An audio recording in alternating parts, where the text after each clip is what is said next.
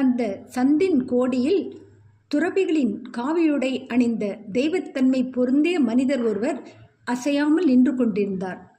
உடனே அவர் எனக்கு வெகு நாட்களாக பழக்கமானவர் போல தோன்றினார். ஒரு வினாடி என் பார்வை ஆர்வத்துடன் நின்றது. பிறகு என்னை சந்தேகம் பீடித்தது. திரிந்தலையும் இந்த துறவியை யாரோ உனக்கு தெரிந்தவராக நினைத்து குழம்புகிறாய். வெறும் கனவு காண்பவனே, நட என்று என் மனம் கூறியது. 10 நிமிடங்களுக்கு பிறகு என் பாதங்களில் மரத்து போனது போல ஒரு பாரமான உணர்ச்சி ஏற்பட்டது. ஏதோ கல்லாக ஆனது போல் என்னை மேலும் சுமக்க அவை சக்தி அற்றவையாகி விட்டன. மிகுந்த சிரமத்துடன் நான் திரும்பினேன். என் கால்கள் சாதாரண நிலைக்கு வந்தன. நான் எதிர்ப்பக்கம் திரும்பினேன். மறுபடி அந்த வினோத சுமை என்னை அழுத்திற்று.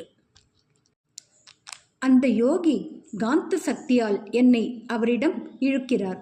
இந்த எண்ணத்துடன் என் கையில் இருந்த சாமான்களை ஹாபுவின் கைகளில் குவித்தேன். சற்று நேரமாக என் விசித்திரமான கால் அசைவுகளை கவனித்து வந்த அவனுக்கு சிரிப்பு தாங்க முடியவில்லை. என்ன ஆயிற்று உனக்கு?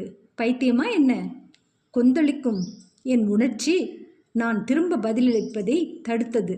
நான் பேசாமல் வேகமாக அங்கிருந்து நடந்தேன். ஏதோ காற்றினால் உந்தப்பட்டது போல் நான் திரும்பி நடந்து அந்த குறுகிய சந்தை அடைந்தேன். துரிதமான என் பார்வை அந்த அமைதியான உருவம் தீர்க்கமாக என் திசையே நோக்கி கொண்டிருப்பதை கண்டது.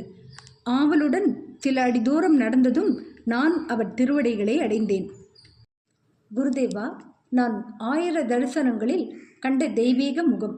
இந்த சாந்த கண்கள், சிங்கத்தை போன்ற தலை, கூரான தாடி, புரளும் குடற்கற்றைகள், இவை அடிக்கடி இரவு வேளையில் நான் வேதனையுடன் தியானம் செய்யும் பொழுது என்னால் முழுவதும் புரிந்து கொள்ளப்படாத ஒரு வாக்குறுதியுடன் தோன்றியதை கண்டிருக்கிறேன்.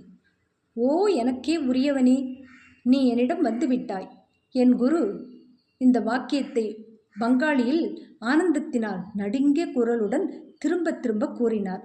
உனக்காக எத்தனை ஆண்டுகளாக காத்திருக்கிறேன்.